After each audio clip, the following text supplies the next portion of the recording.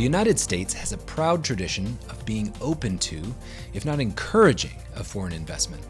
Today, however, we'll be talking about a dramatic exception to that rule.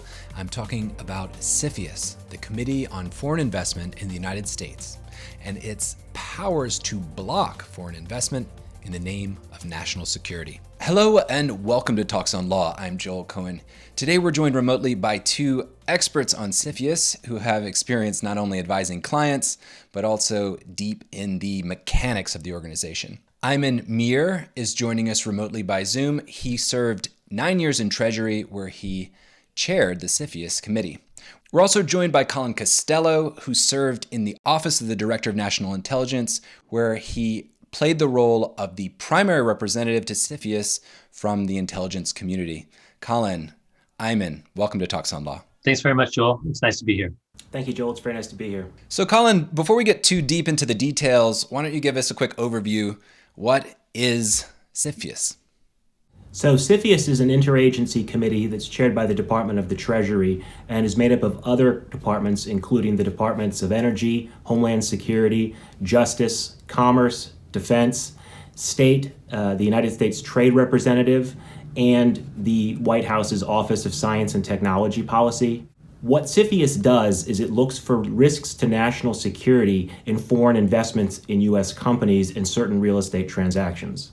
What types of transactions are they able to review? CFIUS has jurisdiction over three types of transactions: transactions that result in foreign control of a U.S. business, transactions that are non-passive but also non-controlling in certain types of U.S. businesses involving critical technology, sensitive personal data, or critical infrastructure, and also certain types of real estate transactions that are near sensitive U.S. government facilities. Interesting. I didn't even know about the real estate aspect. So that's could be any type of business, just depends where they're located. So for the real estate transactions, it doesn't even require a business. CFIUS's original jurisdiction would have allowed it to review the acquisition of a business so long as it provided the foreign person control over the business. The extension to real estate is really to capture transactions that don't involve a business, that just involve real estate assets, but that might be located near a sensitive facility such that they might be able to be used as an intelligence collection platform, but would have previously been excluded from CFIUS's jurisdiction, which was based on foreign control of a U.S. business. So they have the ability to review these types of transactions, all in the name of national security. What about muscle? What kind of power does CFIUS actually deploy? So a very common misconception about CFIUS is that it blocks transactions. CFIUS itself doesn't technically block transactions as a legal matter. Only the president has the authority to actually prohibit or suspend a transaction. What CFIUS does after reviewing a transaction and identifying a risk to national security is seek to mitigate the transaction. And its primary vehicle for doing that is going to be a negotiated mitigation agreement, although it can also impose mitigation if the parties choose not to engage in negotiations. If it identifies a risk that it does not think can be mitigated through a mitigation agreement, at that point it can recommend to the president that the president prohibit the transaction via presidential order. Oh, interesting. So the committee's real power is that the president takes it seriously, but the decision-making itself to block must be made at the top level. Yes, that's correct. The power of the committee, particularly when negotiating a mitigation agreement, is the veiled threat that if the parties don't agree to mitigate through a negotiated agreement, that CFIUS always reserves the right to make a recommendation to the president to prohibit or suspend the transaction.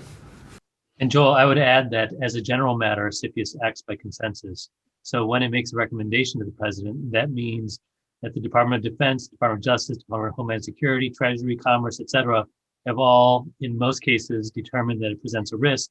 So as you'd imagine, the likelihood that the president would take a different view than the recommendation of the committee is pretty low. And as a result, what usually happens is that the committee will inform the parties that the committee intends to recommend to the president that he prohibits the transaction. And then even without the transaction going to the president, the parties will withdraw their notice and abandon the transaction. One characteristic of CFIUS is its secretive nature. It's often thought of as this mysterious black box. Maybe you can explain why that is. CFIUS has a reputation for secrecy that's very well earned. It actually operates primarily in a classified environment, which is to say the information it's relying upon, other than the information provided by the parties and the information it can derive from open sources, is going to be provided by the intelligence community or other government agencies and is going to be classified itself. And also there are very strict statutory confidentiality provisions that prohibit the disclosure of any information provided by the parties in the context of a filing. This includes even acknowledging the existence of a review, even if the parties have themselves acknowledged that it's under review, either in the press or maybe in an SEC filing. If you ask the Treasury Department whether a particular transaction is under review, you're going to get a no comment. The only exception to this rule is if a transaction is prohibited by the president, which has to be done by presidential order and has to be published in the Federal Register. This is a major incentive that parties have to either negotiate a mitigation agreement or, if they are informed that the committee is prepared to recommend a prohibition, to walk away and abandon the transaction so that they aren't publicly branded as a risk to national security and can maintain some level of plausible deniability potentially about the transaction and why they abandoned it. The CFIUS review tends to be something you never hear about unless the transaction is actually blocked. We've had a couple of really high-profile examples of CFIUS review. I'm thinking of Huawei and TikTok. Why were those getting so much spotlight, I suppose? So in some cases, it was because the parties themselves made it public, and then it became a subject of discussion.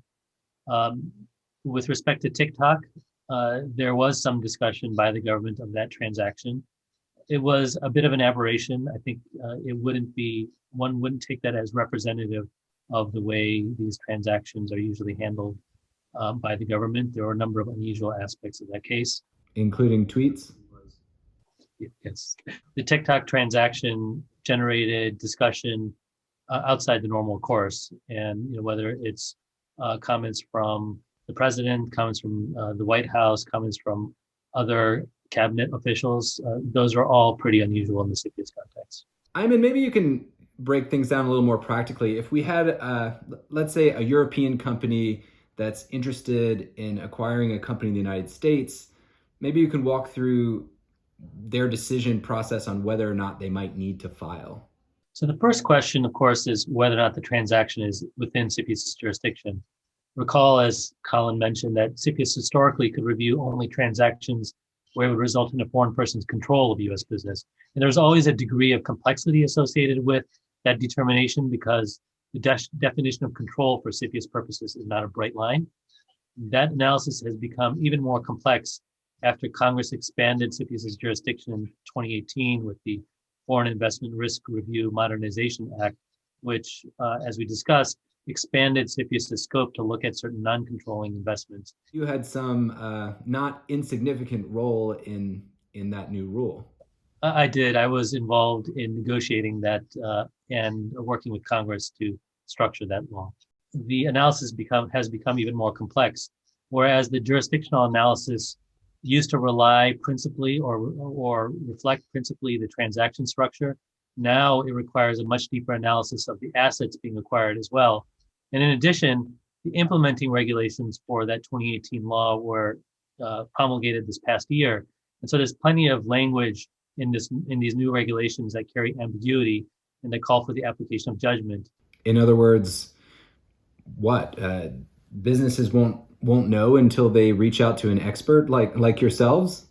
Yeah, I mean, candidly, it'll be difficult for businesses to make these assessments on their own. And even for the legal community, there's still a bit of time before the exact metes and bounds of the rules are clear.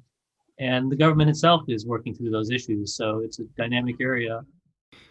Under the law, there are two different types of filing, I suppose, requirements. One being the required type, the mandatory, and one being optional. Why don't we start with mandatory? What types of transactions would be mandatory filing types of transactions? And there are two circumstances now in which a transaction that is within CFIUS's jurisdiction may be subject to a mandatory filing requirement. The first is where the U.S. business that's the subject of the investment produces certain types of export control technologies, what CFIUS refers to as critical technologies. If it does produce those types of technologies, if disclosure of that technology to the investor or anybody in the investor's chain would require a U.S. government authorization, such as an export control license, then that transaction will be subject to mandatory filing requirement in most cases. The second instance is where the investor has some government ownership, meaning in the chain there's somebody that is acquiring, at least directly or indirectly, a 25% ownership interest in the U.S. business, and that investor is 49% or more owned by a foreign government.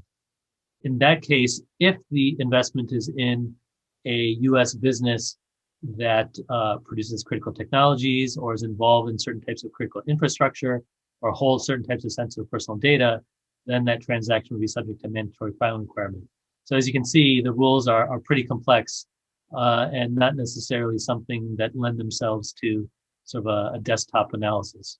Is there a list somewhere of critical technologies? I mean, I'd imagine, stealth bombers being an obvious example, but these days, there's a lot of things that might be considered critical. Yes, there is a list of critical infrastructure, and there is a list of critical technologies that are in the regulations. Critical technology being defined by existing export control regulations, and critical infrastructure being a list in the CFIUS regulations. So that's mandatory filing, and I suppose what happens to those who fail to do their mandatory filing? So mandatory filing is new since 2018, and if you fail to file such a transaction, you can incur a fine up to the value of the transaction. So the cost can be pretty significant if you're caught, and if it turns out that you're required to file. The obligation to file falls on both the acquirer and the target and the seller. So there's an interest in the side of all parties to figure out whether or not the transaction is subject to such a requirement. And how about a statute of limitations? Does something like that exist in CFIUS review land? There is no statute of limitations. There are some additional internal burdens that the committee has to cross in order to reach out to a company that closes transactions more than a few years ago. But it recently has been doing so. It has been reaching out to transactions that are a number of years old, and it can take whatever action it thinks is necessary. Let's talk about optional filings. What is that? Is that just where you're not quite sure, or is there a special carve out in the law there for optional? So the vast majority of filings in transactions are voluntary filings. And the decision to file voluntarily is going to be based really on two pieces of analysis. The first is, what is the probability that if this transaction is not filed voluntarily, that CFIUS will, after it closes or while it's in the middle of being negotiated, come and request a filing. And that's going to be related to the view that CFIUS has of the national security risk potentially posed by the transaction. So when parties are contemplating whether or not to file, what they're really looking at is, what is my risk here long term of getting a knock on the door from the Department of the Treasury asking me for a filing and potentially taking the full range of mitigation options that CFIUS has after I've already closed the transaction and merged the companies. What's that going to cost me long term, and is that an acceptable thing for me? Is that an acceptable outcome for me from a business perspective? So when CFIUS is looking at national security risk, it's looking at a variety of types of risk. And this is one of the areas where it is most confusing to certain companies, because there are the obvious buckets of risk related to things like missile technology, for instance, but then there are the non-obvious buckets of risk as well. Things related to sensitive personal data, for instance. If you have an insurance company, the type of data collected by an insurance company is identified in the regulations as being potentially sensitive personal data. Identifying those types of non-obvious risks is the major challenge that companies face when they're making that determination of, do I have to file this transaction first as a mandatory filing, and if not, should I file this transaction as a voluntary filing? The incentive for filing that transaction is that if CFIUS clears it, you're going to receive safe harbor. That transaction, so long as there's not a material change to the transaction or a material misstatement in the filing documents, can never be reviewed by CFIUS once it's cleared. Colin, how quick is the process? A lot of times in an investment deal or an M&A transaction, timing is really of the essence. What type of expectation can someone who's filing perhaps an optional filing expect in terms of getting back? So the timeline is going to depend on the type of filing. CFIUS has two types of filings. There is a short form declaration, and then there is the longer joint voluntary notice.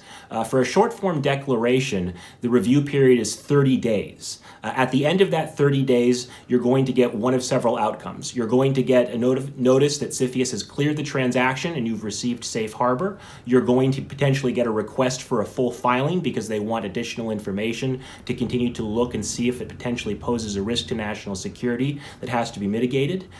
Or you can get a no action letter, which is to say that they couldn't conclude their review and provide the transaction safe harbor, which is to say they couldn't clear it in the 30 days, but they're also not at this time requesting a filing. However, they do have the option indefinitely to request that filing. So if you receive that outcome, what you're thinking then is, what is my risk of receiving a request for a filing in the future, and do I want to now file voluntarily? If you submit a notice, a full notice, you have a 45-day review period followed by a potential 45-day investigation period. Now, the investigation period is optional for CFIUS if it needs additional time to continue reviewing the transaction, looking for risks to national security, potentially negotiating mitigation options. If the transaction is recommended for a presidential prohibition, the president then has 15 days to make his or her decision with respect to prohibiting the transaction. For a notice, however, there's sort of another option, which is to say withdrawing the notice and voluntarily refiling it. What that will do is restart the review clock.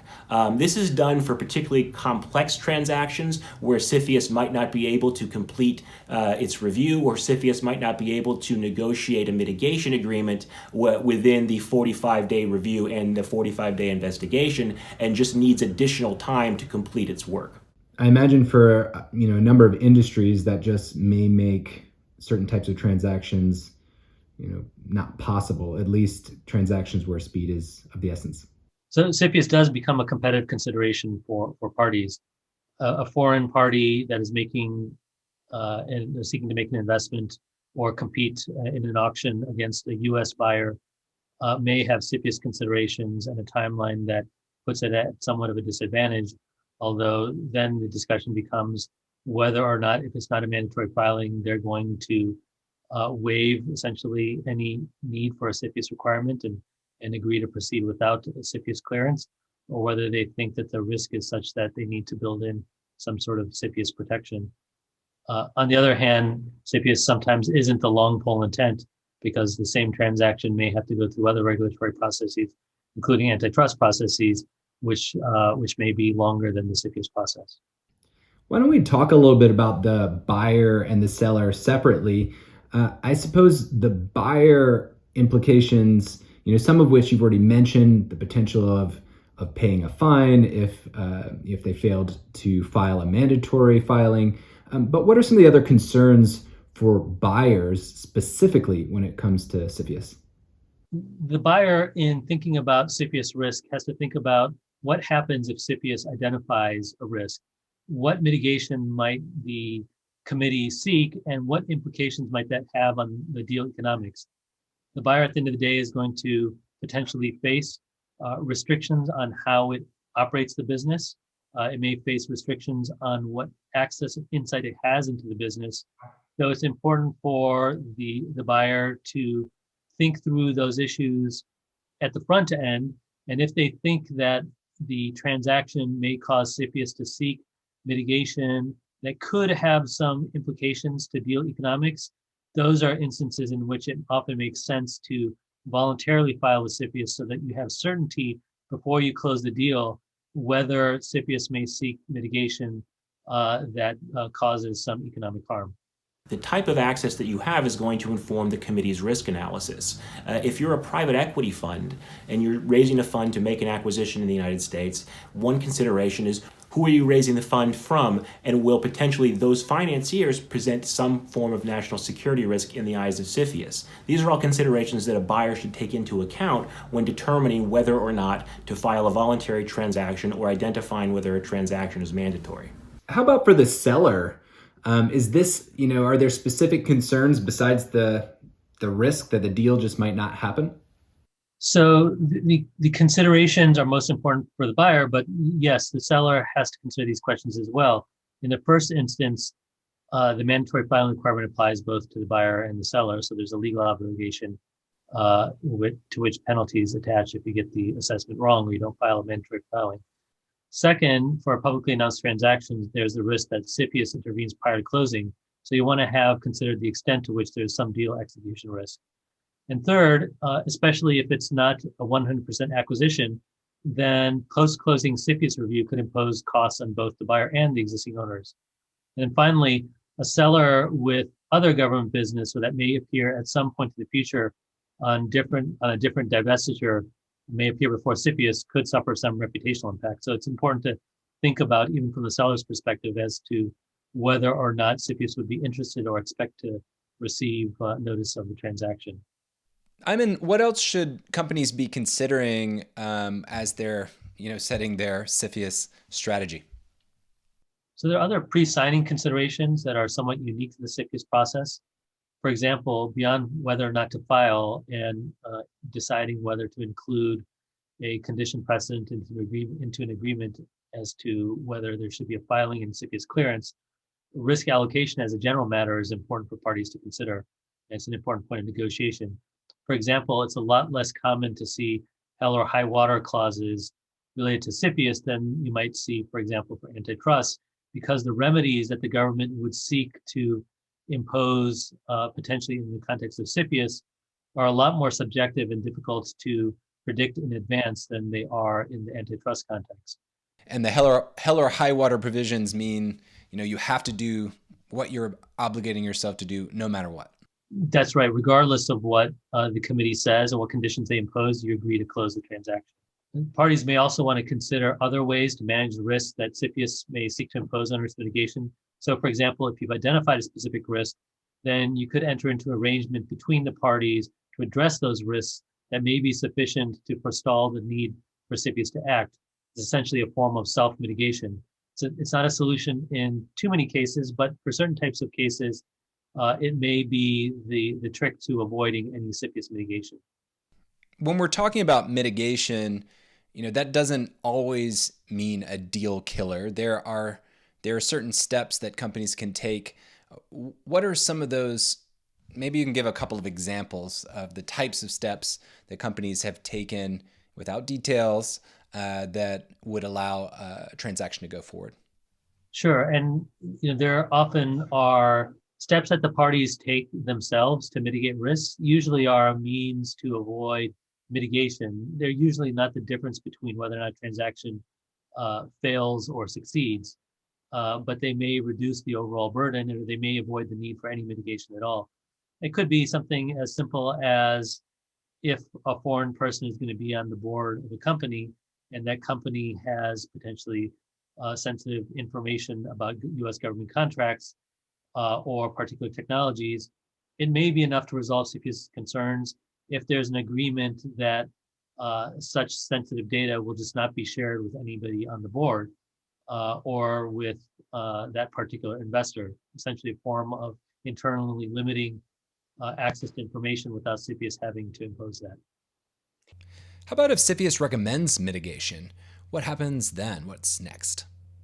When a transaction has been filed and CFIUS has identified a national security risk, if it believes that the risk can be mitigated through a mitigation agreement, it's going to engage with the parties to begin negotiations over what that mitigation agreement might look like and what it might say. Mitigation agreements can range in terms of scope and severity from a very light touch agreement like a supply assurance agreement if the Department of Defense, for example, is buying a particular type of technology and wants to continue buying that technology post-transaction, or it can go all the way up to an agreement that's going to make that investment entirely passive through the use of a proxy board, for instance. What most parties find when they're negotiating with CFIUS is that it's a very frustrating experience, and it's frustrating for two reasons. One, they don't have the information that CFIUS is basing its risk analysis on because that information is classified. And two, they rightly conclude that they don't have a great deal of leverage in terms of negotiations, which they don't, because ultimately CFIUS does have the ability to recommend that the president prohibit the transaction. However, what's important to keep in mind is that if CFIUS is negotiating a mitigation agreement, it's because it genuinely believes that mitigation is possible. If it didn't believe mitigation was possible, it would be recommending a prohibition. And if it believes that mitigation is possible, consistent with the United States being an open investment environment, it wants that transaction to succeed. It wants it to move forward, but it wants it to do so in a way that mitigates the national security risks that it's identified.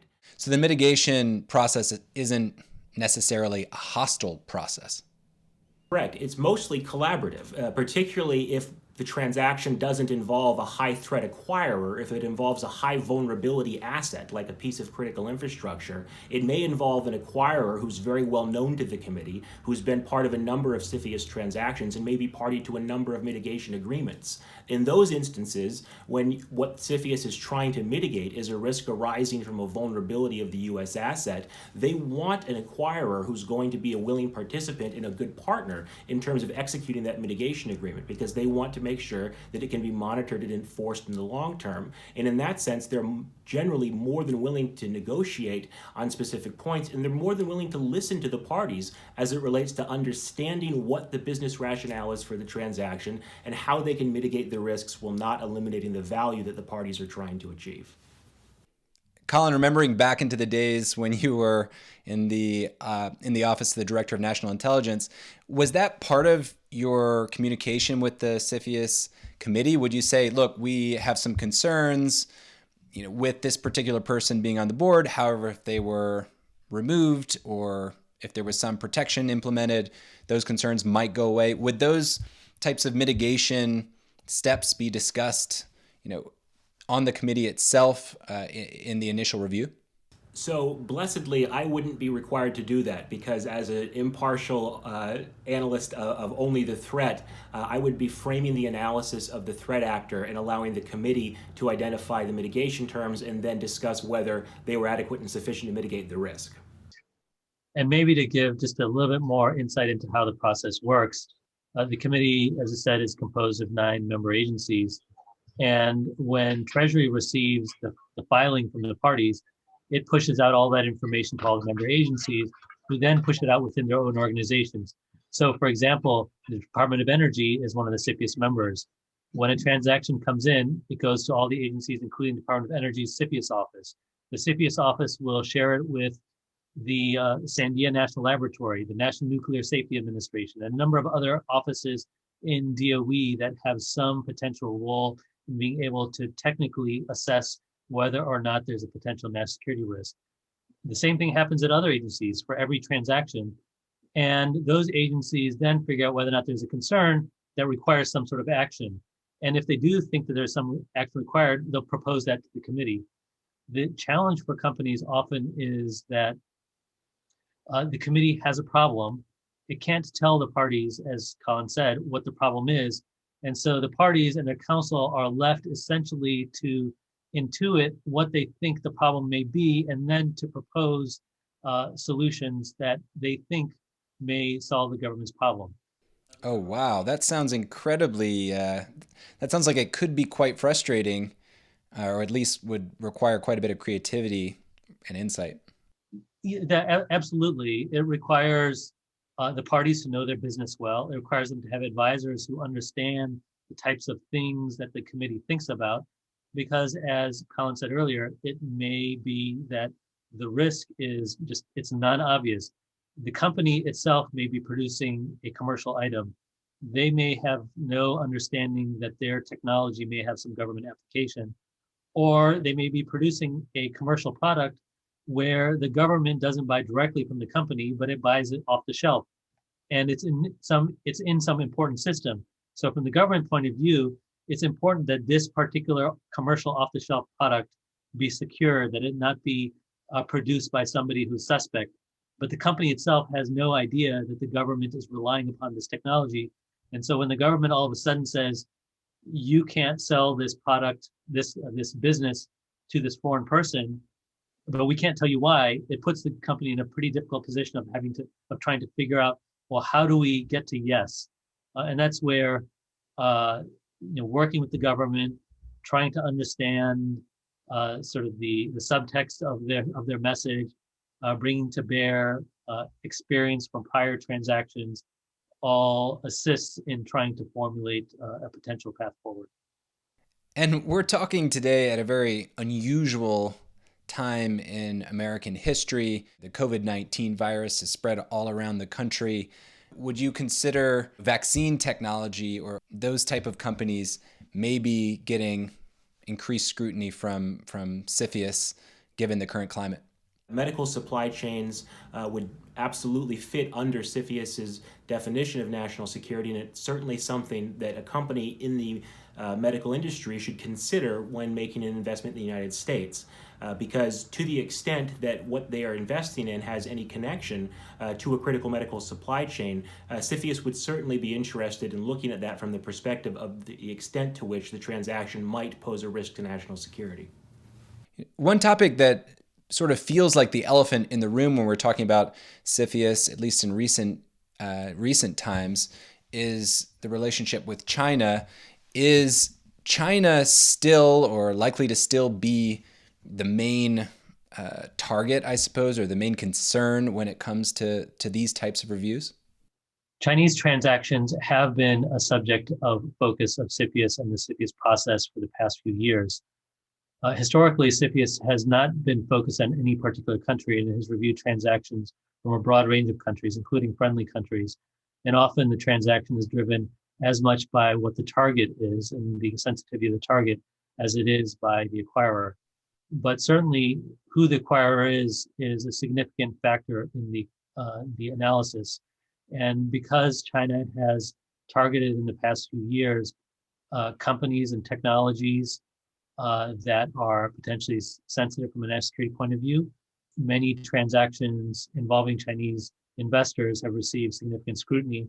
We expect that to be the case continuing into the new administration. There may be some transactions that can get through, perhaps with substantial mitigation, depending upon the nature of the transaction.